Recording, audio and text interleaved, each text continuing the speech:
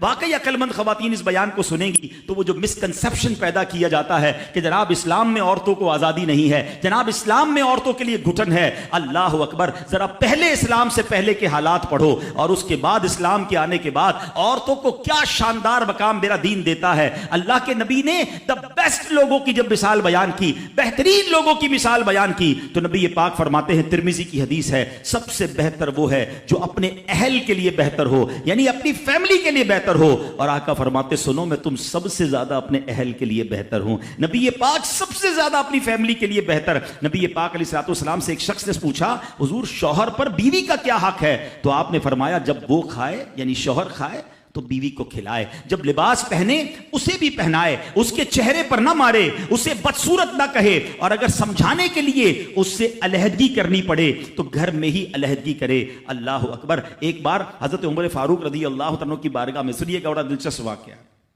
سیدنا عمر فاروق کا کتنا بڑا نام ہے، آپ کے جلال کی، آپ کی عدالت کی مثالیں دی جاتی ہیں، بڑے بڑے لوگ آپ کے سامنے تھر تھر کانپتے تھے۔ آپ کا گھر میں انداز کیا تھا کہ ایک شخص آیا کہ میں حضرت عمر کے پاس جاؤں اور بتاؤں میری بیوی جو ہے مجھ سے اس طرح بات کرتی ہے، اور میرا وہ انداز نہیں ہوتا جو شوہر کے سامنے ہونا چاہیے، ہوتا ہے گھروں میں ہو جاتا ہے۔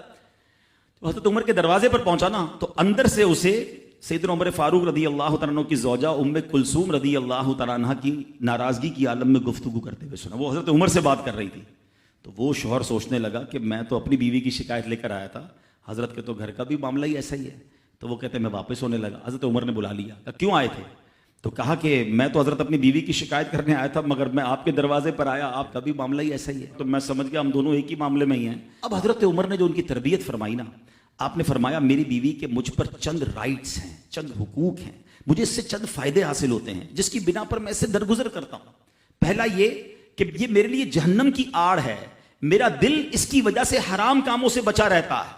نمبر دو، جب میں گھر سے نکل جاتا ہوں یہ میری خزانچی بن جاتی ہے، یعنی میرے مال کی نگہبان بن جاتی ہے، میری دھوبن بن جاتی ہے، میرے کپڑے دھوتی ہے، میرے بچے کی پرورش کرتی ہے، میرے لیے روٹیاں اور کھانے پکاتی ہے۔ تو وہ شخص کہتا ہے یہ سارے فائدے تو مجھے بھی اپنی بیوی سے حاصل ہیں، تو میں تو کبھی درگزر سے کام نہیں لیتا، وہ مجھے کہتی میں اسے لڑنا شروع کر دیتا ہوں۔ کہتا آج آپ کی بات سے نصیحت مل گئی، اب میں اپنی بیوی کی چھوٹی موٹی باتوں کو میں بھی درگزر کر دوں گا۔ کتنی پیاری بات بتائی، ہم وہ ساری باتیں بھول جاتے ہیں، ایک غلطی پر پکڑ لیتے ہیں، ایک غلطی پر ڈانٹتے، ہر غلطی پر جناب ایسا نہیں ہوتا، ہر غلطی کی سزا سزائے موت نہیں ہوتی ہے، ہم غلطیاں نہیں کرتے۔ اگر جس طرح ہم اپنی بیوی کو اور غلطی پر ڈانٹتے وہ ڈانٹنا شروع کر دے پھر کیا حال ہوگا؟ تو ایسا نہ کرے، وہ بھی دل رکھتی ہے، ہم نے کسی انسان سے شادی کی ہے، کمپیوٹر سے نہیں کی، ٹھیک ہے نا؟ تو کمپیوٹر بھی آج کل وائرس آ جاتا ہے، تو وہ تو انسان ہے، غلطی ہو گئی کوئی بات نہیں۔